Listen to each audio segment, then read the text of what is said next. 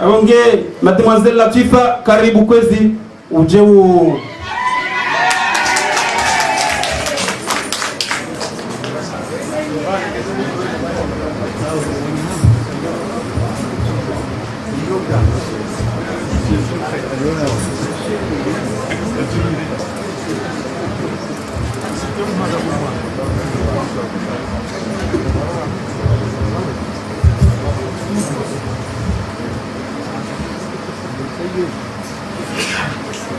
Messieurs les notables de la communauté comorienne de Nice, messieurs les notables de la communauté comorienne de Marseille qui ont bien voulu faire le déplacement de Marseille à Nice, honorables invités, chers parents, mesdames et messieurs, Assalamu alaikum wa rahmatullahi ta'ala wa barakatuh.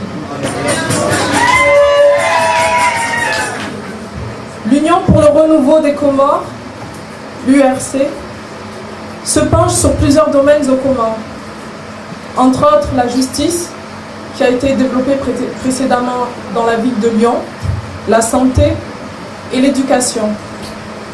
Cette dernière, qui n'est autre que l'éducation, retient plus beaucoup notre attention aujourd'hui dans la ville de Nice. En effet, force est de constater que l'éducation nationale constitue un sujet de réflexion qui soulève une véritable problématique. Une jeunesse bien instruite est la principale richesse d'une nation. L'URC fait de la jeunesse comorienne la priorité parce que malheureusement cette jeunesse subit une négligence considérable. Ce constat implique naturellement la lutte contre l'échec scolaire qui est l'un des maux qui ronge notre pays. Et pour cela, il faut penser à faire une réforme du système scolaire qui est actuellement défaillante. Après les parents, qui sont les premiers éducateurs des enfants, suivent les maîtres d'école. Si les parents n'ont pas besoin d'être préparés pour apprendre à nos enfants l'école de la vie, pour les maîtres d'école, c'est une autre chose. En effet, ces derniers ont une mission délicate, celle d'instruire les enfants.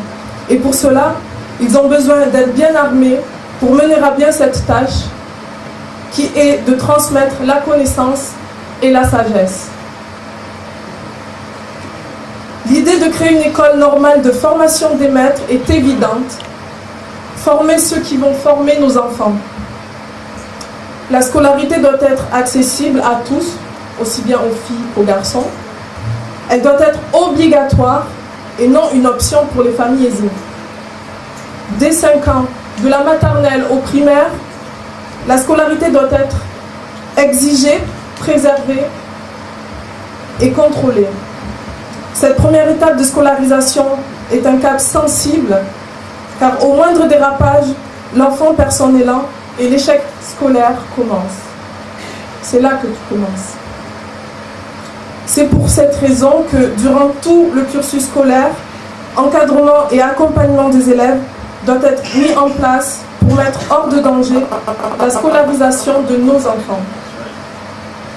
D'où l'idée d'une instauration d'un processus de soutien scolaire.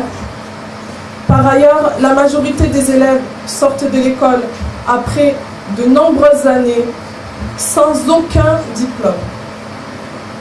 Donc souvent, les diplômes, on nous demande des diplômes, mais si le système mis en place ne permet pas d'obtenir des diplômes, on n'est pas bien aiguillé dans notre vie.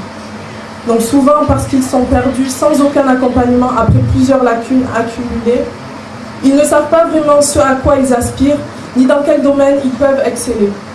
Ils ont une perte de confiance. Rattrapés par la confusion et ne sachant pas vraiment ce qu'ils veulent faire, ils perdent des années en restant sans diplôme et l'État, malheureusement, subit les conséquences lorsque la délinquance juvénile envahit le pays. C'est pour cette raison qu'il faut instaurer une loi d'orientation pour l'école. Donc cette loi, comme son nom l'indique, permet aux enfants d'être entendus par des spécialistes à l'école, guidés et orientés dans ce qu'ils aiment et savent faire, ce qui évite une perte de temps. Mesdames et messieurs, aujourd'hui, dans la charmante ville de Nice, vous devez prendre conscience du fait que l'URC est le parti politique qui viendra au secours de la jeunesse comorienne et qui élèvera notre pays au secours. Merci.